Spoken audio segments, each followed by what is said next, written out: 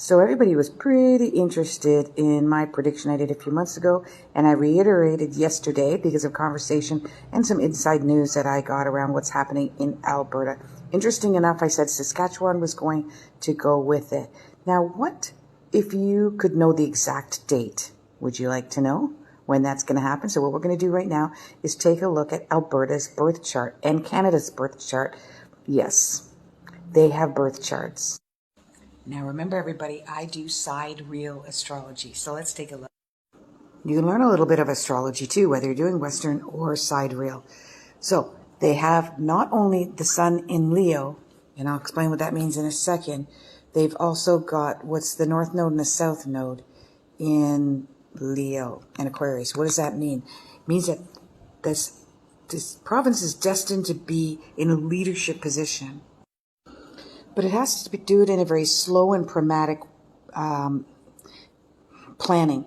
That's with the moon in Virgo, and it was there all day, but also with Mars in Scorpio. So there's going to be a little bit of sneakiness around this. It's going to be caring for the people, but in a leadership position. But the plan will come across in a very sneaky, behind the scenes, secretive way, which makes sense to me.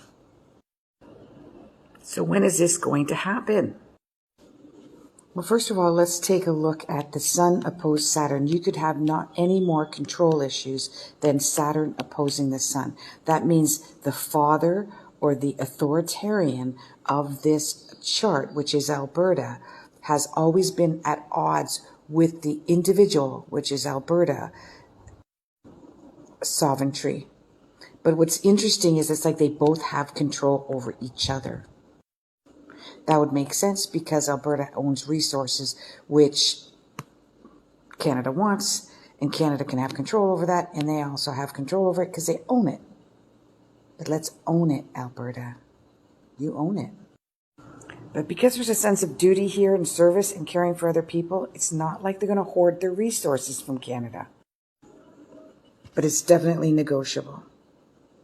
They're destined to become leaders of their own domain, which is the Aquarius. But when is this going to happen? I know, I'm going to get there. The thing is it's happening right now. You just don't know it because it's happening behind the scenes. Everyone's aware of it, even Trudeau. And they both got their sleeves pulled up and they're fighting against each other now. But we don't realize it yet.